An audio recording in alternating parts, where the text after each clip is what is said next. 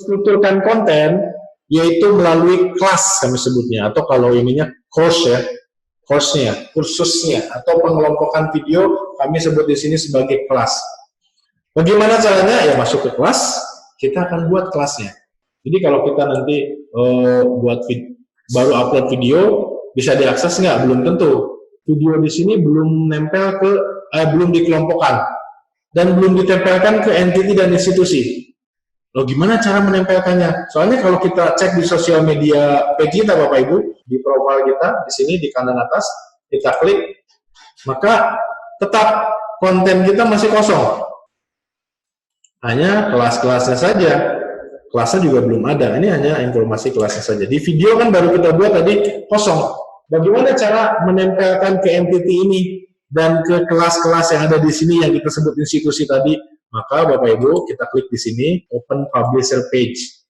Video ini kita masukkan satu-satu, yaitu klik di sini, edit ya, atau di thumbnailnya, kemudian saya scroll ke bawah, oh ini bagian dari institusi mana, saya tambahkan di institusinya, oh ternyata ini pelajaran kelas 6 nih, klik di sini, saya select. Juga ini bagian dari Sekolah Dasar Negeri Chandra Jaya 1, saya select. Maka video ini sekarang sudah bisa diakses dari mana? Dari menu sosial media saya, dari menu setiap siswa nanti yang masuk ke Sekolah Dasar Negeri Chandra Jaya. Klik di sini, sekarang kita sudah punya video di sini. Satu, yang lainnya belum kita tempelkan ke institusi, yaitu kelas sampai sekolah mengaji, dan entity ini. Lama dong satu-satu gitu ya, setiap video kita buka ditempelkan. Bapak Ibu bisa membuatnya saat nanti buat video atau mengedit video, tapi kita bisa masuk ke institusi juga. Klik institusi, tadi video kelas 6 nih, jadi saya masuk ke kelas 6 di sini. Saya klik thumbnailnya juga bisa, kemudian saya masuk ke menu video. Tinggal kita klik aja di sini, saya tambahkan semua yang tadi. Termasuk yang sudah kita tambahkan aja, itu nanti akan ditolak oleh sistem, tapi yang lainnya akan masuk. Jadi otomatis dia akan satu lagi udah eksis, dan yang lainnya masuk ke sini. Saya tinggal save Bapak Ibu. Kalau saya save seperti ini, maka ketika saya cek lagi di menu sosial media kita, atau nanti juga adalah halamannya anak-anak siswa kita, peserta didik kita, itu akan muncul video yang kita tempelkan tadi ke institusi maupun ke entity. Semua video sekarang udah ada di sini. Inilah konten sekolah kita. Kalau kita pilih, oh di kelas 1 nggak ada, karena itu adalah materi kelas 6. Kalau ada siswa yang masuk ke kelas 6, otomatis bisa play ini, bisa ikuti, bisa nonton videonya. Kelas 1 belum bisa, kalau yang tipenya public atau private. Nah seterusnya Bapak Ibu. Jadi kita sudah punya konten nih, video. Tapi baru video, belum kita strukturkan dalam kelas, karena kelasnya kosong di sini. Maka berikutnya yang kita lakukan adalah kita membuat kelas. Saya masuk ke, ingat ya Bu, Pak, 3 titik di atas ini, kemudian saya open publisher page di sini, klik, kemudian kita lihat videonya udah banyak, udah ada 7, tapi saya belum punya kelas. Kelas ini adalah mengelompokkan video yang terkait atau yang terstruktur sehingga mudah dipahami oleh anak-anak. Jangan sampai seperti YouTube ya, masuk searching itu semua video udah campur jadi satu. Mereka harus buat playlist sendiri-sendiri. Ibu mungkin harus buat playlist, tapi nanti anak-anak tetap bisa kemana-mana.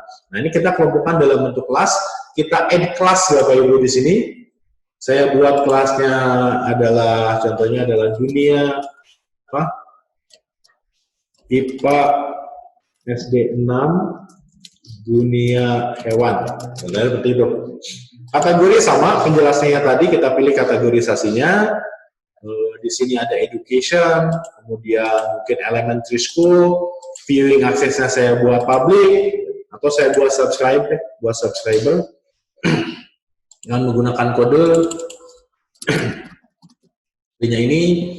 Kemudian saya all gender, pastikan level of skill-nya dicentang, age of viewer-nya untuk age umur berapa, thumbnail-nya supaya lebih menarik. Saya buat thumbnail, saya sudah siapkan misalkan dunia hewan. Nah, unlisted dan period sama penjelasannya dengan pada saat saya buat video. Di kelas pun sama. Kalau kelas ini baru boleh diakses dalam minggu kedua atau minggu ketiga, maka Bapak Ibu pilih tanggal startnya dan tanggal end-nya. Seperti itu. Jangan lupa, kalau Bapak Ibu punya perencanaan nih setahun ke depan, saya buat kelas semua dulu. Tapi jangan kelihatan. Kalau ini kan kelihatan nih, gitu kan? Dari tanggal berapa bisa diikuti kelasnya, tapi tetap kelihatan. Maka untuk tidak kelihatan, pastikan aktifnya tidak tercentang. Kalau misalkan aktif ini tercentang, maka kelihatan oleh seluruh siswa dan ini bisa aktif diikuti kapanpun. Bapak Ibu, saya lanjut. Saya buatkan deskripsi dari kelasnya, saya copy saja dari detail supaya cepat ilmunya. Konten utama dari kelas adalah video, maka kita harus cari videonya. Saya akan tambahkan saja 2 video, yaitu video ciri khas hewan dan dunia hewan. Saya select. Saya sudah punya 2 video Bapak Ibu di sini. Kemudian sudah kita bisa save kelasnya. Tapi kan kita mau nambahkan misalnya kelas ini urutan videonya gimana, kemudian supporting dokumennya kita upload gimana. Bapak Ibu tinggal klik thumbnailnya lagi atau klik tanda pensil di bawah sini, kelasnya dalam mode edit. Pertama adalah kelas ini sudah punya 2 video, tapi saya nggak suka urutannya nih, harus urutan ini dulu, baru yang bawah. Atau tadi sudah oke, cuman saya bolehkan anak-anak untuk menonton yang mana duluan, silakan. Maka di sebelah kanan sini Bapak Ibu, saya akan tunjukkan satu saya akan kasih coret-coret di sini. Ini ada namanya direct access. Artinya diperbolehkan nggak siswa kita, peserta didik kita menonton ini langsung? Atau harus urutan ini dulu baru ini? Dilihatnya dari sini. Direct access not active berarti kita tidak bolehkan dia nonton langsung video 2. Harus video pertama dulu selesai baru video kedua. Seperti itu. Jadi itu caranya. Nah, kalau kita mau biarin aja aktifkan, ya udah tinggal allow active all access. Berubah jadi aktif. Kalau biarin aja berurutan supaya terstruktur mereka cara lihat videonya, toh video kedua nanti baru aktif minggu kedua dan seterusnya contohnya. Maka kita disable aja. Maka urutannya adalah video pertama dulu selesaikan, baru yang kedua bisa diakses atau bisa diputar oleh siswa atau peserta didik kita. Kita sudah punya videonya. Kita mau tempelkan supporting dokumen atau attachment-nya Bapak Ibu. Kita klik supporting dokumen di sini. Kita tambahkan add dokumen, misalkan attachment-nya saya pilih file presentasi misalkan. Saya klik materi presentasi, kemudian di sini saya ketik materi presentasi. Supaya bisa di-download oleh siswa kita. Kita save, bisa tambahkan juga materi MP3, kemudian zip misalkan kalau dijadikan satu dan seterusnya. Lalu Bapak Ibu, setelah kita tambahkan supporting dokumen, gimana caranya kita membuat quiz? Oke, klik quiz di sini, Bapak Ibu. Kita akan membuat quiz, caranya add quiz di sini secara manualnya ada buttonnya, klik quiz, add quiz. Kemudian saya buat judulnya adalah quiz 1. Misalkan kuisnya untuk evaluasi pemahaman peserta terhadap video pertama. Loh, kok video pertama? Apa hubungannya? Hubungannya dengan active after Bapak Ibu. Kita bisa buat kuis ini hanya bisa dikerjakan setelah anak-anak nonton video pertama, ciri khas hewan. Jadi video pertama ini harus 100% dulu ditonton, baru dia bisa mengerjakan kuis. Dan mengerjakannya pun dalam range waktu yang kita tentukan, misalkan hanya tanggal 19 sampai dengan tanggal 26. Jadi setelah tanggal 26, walaupun sudah nonton video pertama, dia tetap tidak bisa mengerjakan kuisnya. Kalau kita mau anak-anak itu untuk mengerjakan kuisnya berdasarkan waktu yang kita set atau waktu tertentu, maka kita centang use timer-nya. Misalkan kita kasih waktu 7 menit. Tentu saja. atau 6 menit lah. Kenapa? Waktu 6 menit ini juga nanti kami ada notifikasi. Begitu 5 menit sebelum selesai, waktu yang diberikan itu akan ada pop-up notifikasi. Tolong selesaikan kuisnya karena waktu 5 menit lagi akan selesai. Nah, kita sudah punya nih atribut kuis. Detail, deskripsi, startnya kapan bisa diambil, dan startnya maksimum bisa diambil kapan. Jadi tanggal 26 ya. Dan ini kuis baru bisa dikerjakan setelah kita atau anak-anak nonton video ciri khas hewan. Nah, sekarang tinggal buat pertanyaannya. Ada 2. Pertama adalah klik question-nya, ya kan, di sini saya tanya. Contohnya saya sudah siapkan pertanyaannya. Ciri khusus hewan untuk menyesuaikan dengan lingkungan. Saya buat opsinya. Misalkan yang pertama adalah cicak memutuskan ekor. Contoh saja Bu ya. Bunglon dengan ekolokasi.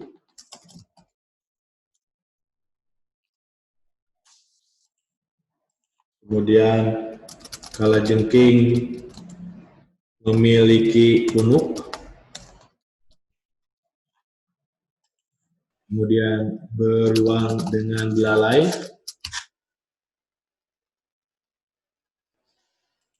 Kemudian mungkin saya masukkan yang keempat, yaitu unta ya,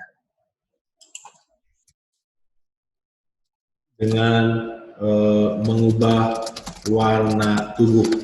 Nah, kita pilih yang Bapak Ibu yang udah biasa membuat kuis di Google Form mungkin sudah tidak asing ya. Contohnya ini. Jadi contoh menyesuaikan terhadap lingkungan apa? Cicak memutuskan ekor, misalkan pertanyaan jawaban yang benar atas pertanyaan ini. Kita juga bisa melampirkan thumbnail di sini. Yaitu thumbnailnya misalkan yang ini. Seperti itu, memberikan clue ke siswa kita. Kita save saja. Maka kita sudah punya 1 pertanyaan Bapak Ibu, dan minimal kuis ini 2 pertanyaan. Jadi di sini number of question-nya 1. Nah, tapi kan minimal 2 gitu kan. Jadi kita bisa tambahkan lagi atau kita download template-nya.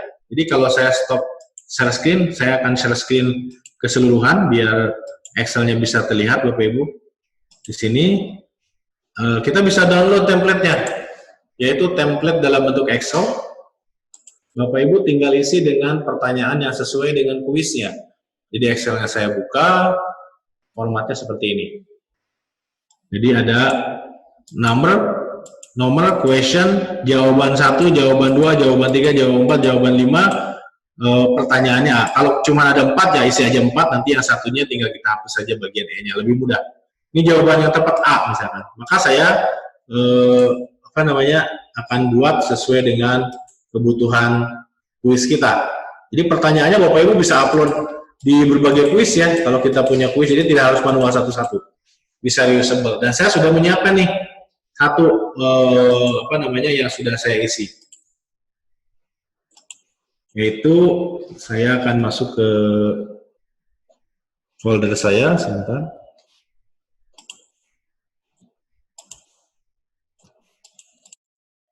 Nah, di sini saya sudah siapkan satu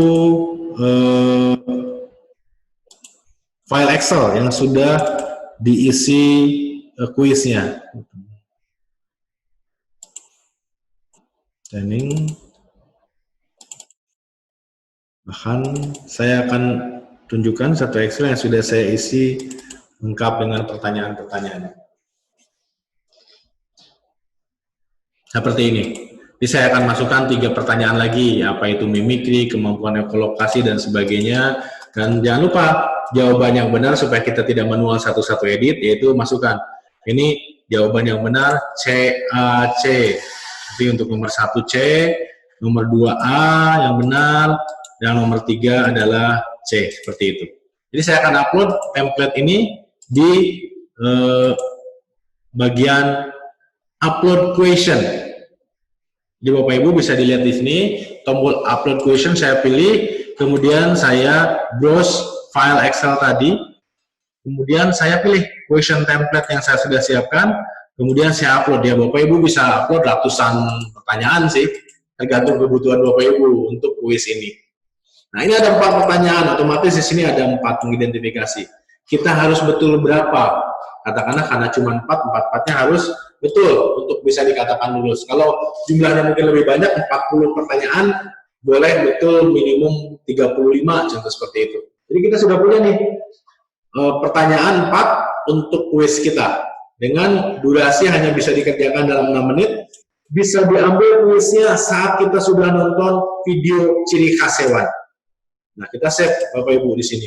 Maka kita sudah punya kuis. Jadi kelas ini sudah punya 2 video yang berurutan nontonnya, ini supporting dokumennya, kemudian kuisnya sudah kita siapkan 4 pertanyaan dan bisa diambil antara tanggal 19 sampai dengan tanggal 26. Kita juga bisa memastikan kita punya assignment di sini Bapak Ibu. Assignment bisa ditambahkan, add assignment, misalkan membuat makalah tentang hewan, contoh seperti itu. Saya buatkan deskripsinya. Jangan lupa aktif dari assignment-nya itu kapan bisa diupload oleh siswa. Kita attach instruksi tambahannya, worksheet atau apapun yang bisa menjadi guidance untuk mengerjakan tugas ini bagi siswa. Dan ini bisa di-download nantinya. Saya sudah punya 2 video, 1 supporting dokumen, 1 kuis dengan 4 pertanyaan, dan 1 tugas untuk siswa saya. Bagaimana cara menghitung skornya? Nah, ini kita ada opsi di sini. Kelas memiliki skor atau tidak. Kalau memiliki skor, akan kita ukur skornya, akan kita hitung, maka kita centang di sini, akan muncul Bapak Ibu parameter lain di sini. Total skor 100, passing score untuk bisa dianggap lulus kelas, misalkan saya cantumkan 65. Nah, ada 3 komponen penilaian saat ini, yaitu durasi menonton, kuis, dan mengerjakan assignment atau tugas yang tadi kita buat. Durasi menonton dari mana? Dari video-video yang kita tes di sini. Kalau dua-duanya ditonton habis, berarti maksimum berapa? Saya masukkan di sini, 30% atau 30 bobotnya. Kuis, kalau 100 nilainya, saya buat misalkan 40 maksimum poinnya. Assignment, kalau saya nilai 100 berapa? Sisanya 30.